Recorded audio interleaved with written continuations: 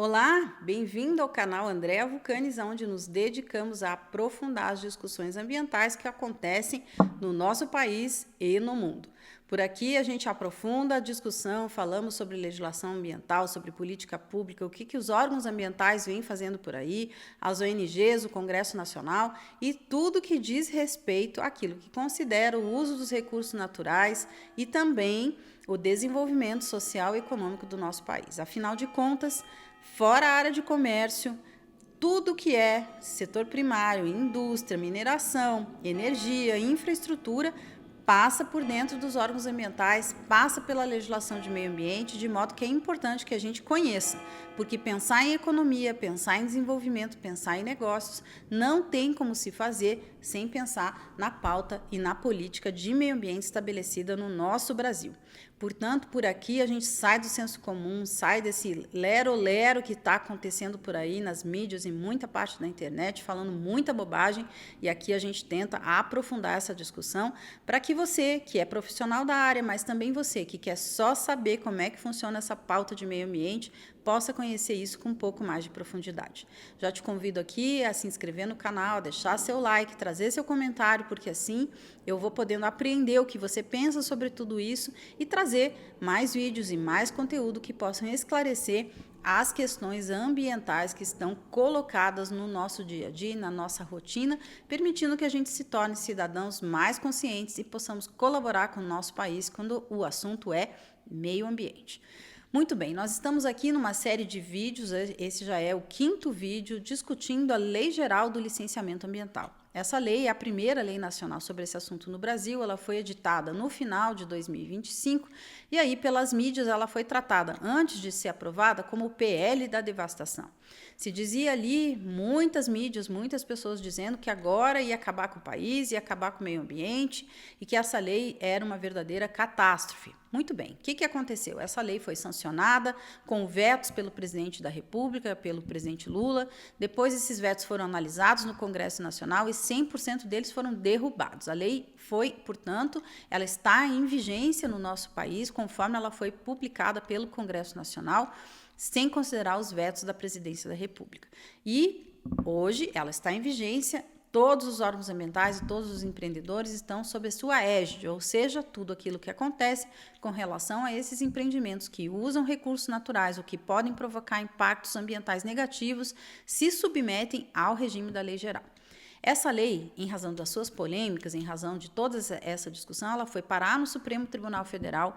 Temos lá hoje 3 ações diretas de inconstitucionalidade sob relatoria do ministro Alexandre de Moraes, que deve conduzir essa discussão sobre a Lei Geral no Brasil e, portanto, a gente parou aqui para se dedicar a discutir todos aqueles pontos da Lei Geral que estão em debates no Supremo Tribunal Federal no âmbito das ações diretas de inconstitucionalidade.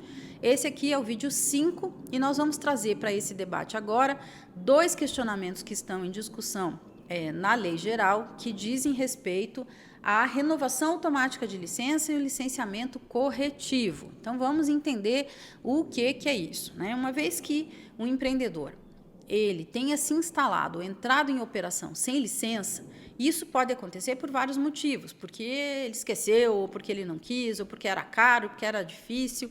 Ele foi lá e instalou seu empreendimento, e aquele empreendimento era passível de licenciamento ambiental.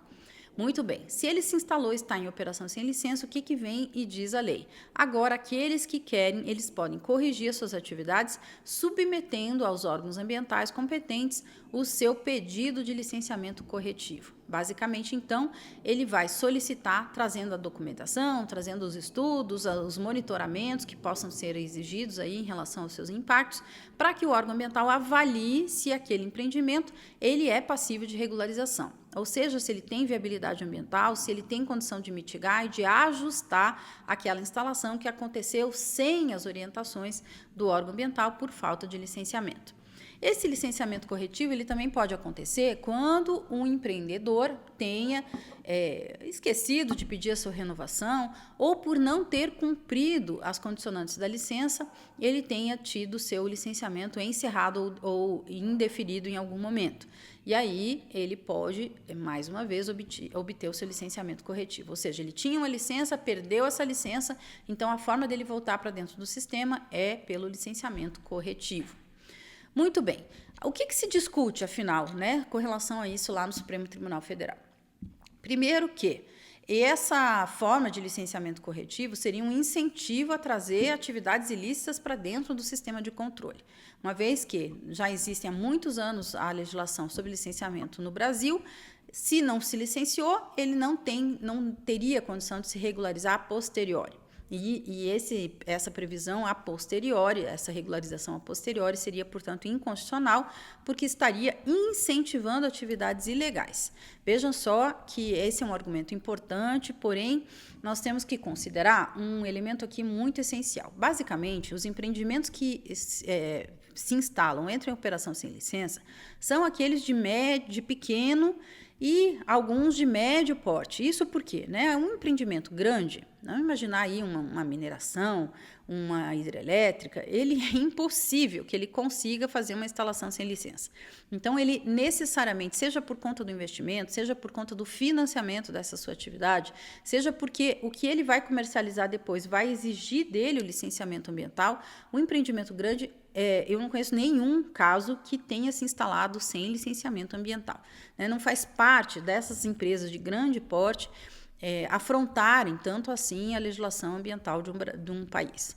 Agora, os empreendimentos pequenos, posto de gasolina naquele município do interior do município, ou aquele pequeno confinamento de animais ali, uma criação de porcos, uma criação de gado em regime de confinamento, aquele leiteiro que está ali no interior, né, no sertão, ele, muitas vezes, ele não pensa nisso, ele às vezes nem sabe que precisa de licenciamento ambiental para isso, ele vai lá e se instala, porque afinal aquela atividade econômica é a sobrevivência dele, da família dele, ele vai lá, se instala e um belo dia ele descobre que precisa de licenciamento, seja porque ele foi alvo de uma fiscalização, seja porque ele vai bater lá no banco e o banco vai exigir dele o licenciamento para financiar alguma atividade que ele precise realizar ali naquele empreendimento. Então, nesse momento, a pergunta que fica é, essas pequenas atividades e médias em geral, que vão eventualmente aí, se instalar sem licença, elas podem se regularizar depois?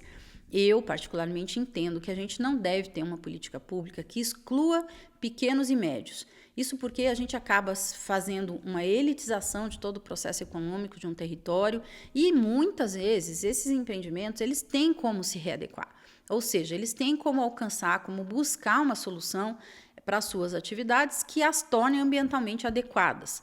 Portanto, eu penso que essa é uma inteligência da lei, a gente sabe como é que o Brasil funciona, infelizmente, muitas pessoas não têm acesso à informação, esses licenciamentos são difíceis, são caros, demoram muito, e esse empreendedor afoito, ele acaba se instalando ali, ou por falta de conhecimento, e aí ele fica prejudicado, porque não tem como regularizar se não houver um dispositivo na lei que permita a regularização dessas atividades. Então, nesse sentido, eu acho que a lei geral acertou, esse licenciamento corretivo ele é necessário, embora ele seja previsto em termos de legislação nacional pela primeira vez, muitos estados já vinham implementando esse licenciamento corretivo com base em legislações estaduais.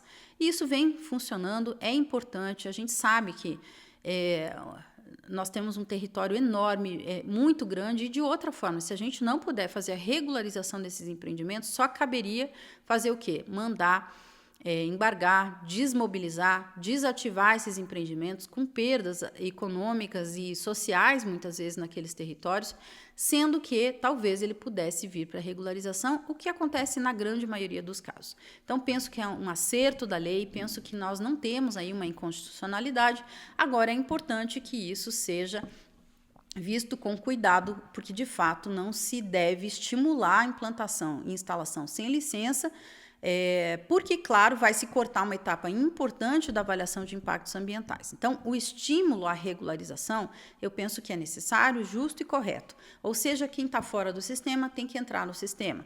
Inclusive, a lei, ela estabelece isso, né? O licenciamento corretivo só vale para quem já se instalou, entrou em operação, até a data de vigência da lei. Então, isso é importante a gente entender que ela não está estimulando empreendimentos futuros, ela fala só daqueles que já tenham se instalado ou entrado em operação até a edição da lei. Aqui a gente tem um elemento bem sensível, porque o que a gente vai fazer com esses outros que vierem a se instalar daqui para frente?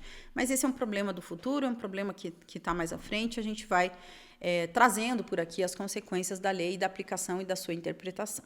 Nesse momento que a lei fala, quem já se instalou é quem pode vir para a regularização. E nesse sentido, é importante que, ao mesmo tempo que se traga um incentivo àqueles que estão irregulares a vir para a regularidade, também é necessário que a gente considere que não devemos estimular a que esse tipo de comportamento seja continuado. Nesse assunto, é importante dizer o seguinte: a legislação já previa como crime ambiental se instalar ou entrar em operação sem licença, como também a infração ambiental. Cabia multa, embargo, apreensão, né, de instrumentos, de equipamentos utilizados para a prática da infração, de modo que, ainda que a pessoa possa se regularizar, ela tem a infração ambiental para responder por isso, e é necessário que as pessoas sejam responsabilizadas por práticas inadequadas que tenham provocado. Então, tem um elemento a mais aí em discussão na lei, que ela extingue a punibilidade do crime ambiental para aqueles empreendedores que vierem para sua regularização de forma voluntária. Tem uma inteligência por trás desse benefício da extinção de punibilidade, ou seja, aquela pessoa não vai responder pelo crime ambiental, que é trazê-la para dentro do sistema, que é o órgão ambiental poder saber onde ela está e quais medidas esse empreendedor vai ter que tomar, quais ações ela precisa fazer para regularizar o seu empreendimento, mas, por outro lado, tem esse benefício de, ao extinguir a punibilidade, também provocar uma espécie de incentivo aí para que essas atividades possam continuar acontecendo, apesar da lei estabelecer um marco legal muito claro para isso, né? Então, eu deixo aqui essas considerações sobre o licenciamento corretivo, porque, em resumo, eu entendo que é uma medida necessária, é uma medida justa, ela, sobretudo, ela vai se aplicar para empreendimentos de pequeno e médio porte, muito raro um empreendimento de grande porte ficar sem licenciamento ambiental ou se instalar sem licença, o que é muito mais raro ainda. Por outro lado, há que se ter cuidado aí para não haver um estímulo de forma alguma com relação à instalação de empreendimentos sem licença. Ao mesmo tempo que a gente tem que ter ali uma medida justa e operacional para trazer todo mundo para dentro do sistema de controle ambiental dos órgãos ambientais, para que se saiba onde eles estão, o que eles estão provocando, quais as consequências, circunstâncias, e ao mesmo tempo determinar que eles promovam a sua ação corretiva, ao mesmo tempo a gente ter aí não um incentivo de forma alguma para que novas atividades e empreendimentos sejam instalados sem licença. O outro ponto que está muito junto com esse da licença corretiva diz respeito, então, à renovação das licenças, e a lei vai estabelecer que para empreendimentos de pequeno e médio porte essa renovação possa ser automática. Então, como é que isso funcionava até a edição da lei? Então, o empreendimento vinha, ele obtinha sua licença, e aí, 120 dias antes do prazo de expiração da licença, ele tinha que pedir, solicitar ao órgão ambiental a sua renovação. Essa renovação, ela sempre foi um momento em que os órgãos ambientais paravam para analisar esses empreendimentos para saber se eles estavam cumprindo todas as medidas determinadas no licenciamento ambiental. É um momento muito, muito importante do acompanhamento desses empreendimentos, porque toda vez que se vai renovar, é o momento de se reavaliar o empreendimento. E aí a lei vem e diz assim, olha, para empreendimento pequeno e médio, se ele declarar, apresenta lá um documento que ele está cumprindo tudo, a renovação é automática. Isso pode provocar um efeito, que é fazer o órgão ambiental não visitar esses empreendimentos novamente para conferir se eles estão cumprindo ou não, mas, ao mesmo tempo, ele permite que esses pequenos e médios continuem executando as suas atividades com menos burocracia. Aqui há um elemento sensível, porque ninguém quer que esses empreendimentos provoquem danos ou impactos ambientais, mas, ao mesmo tempo, a desburocratização do processo com menos atividade do órgão ambiental sobre esses empreendimentos pode provocar consequências que não são boas, uma vez que esses empreendedores não tenham o real compromisso no cumprimento dos seus compromissos e obrigações com relação ao licenciamento ambiental. Muito bem, esses dois temas, eles estão, como eu disse, em debate no Supremo Tribunal Federal. O Supremo vai se posicionar sobre esse assunto. Eu, particularmente, entendo que não são temas tão complexos e tão difíceis assim, sobretudo com relação à licença corretiva. Ela é importante, ela é necessária e é preciso achar agora a interpretação conforme e ajusta o texto que a lei permita que possamos trazer aqueles empreendimentos irregulares para dentro do sistema sem provocar uma quebra do sistema, porque o que não se quer é incentivar que empreendimentos se instalem ou entrem em operação sem licença. Por quê? Porque sem a avaliação prévia de mitigação, às vezes a própria instalação, a própria ação, conforme ela foi idealizada e realizada no território, ela por si só já é um impacto ambiental que depois não tem como reverter.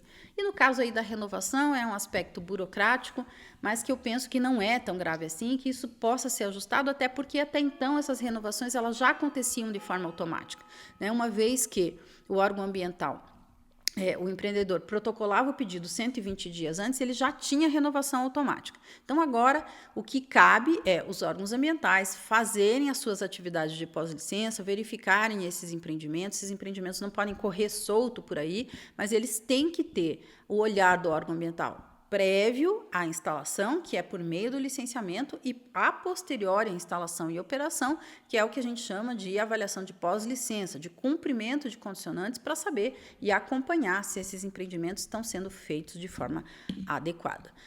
Sobre esse assunto aqui, então, era isso que eu tinha a dizer. Deixa aqui o seu comentário, dá o seu like, fala o que você pensa sobre isso e já te convido para nos seguir na 6ª parte dessa série sobre a Lei Geral do Licenciamento Ambiental. Lembrando que temos mais outros 4 vídeos gravados sobre esse assunto. É importante que você conheça e traga suas considerações para cá. Um grande abraço e até o próximo vídeo.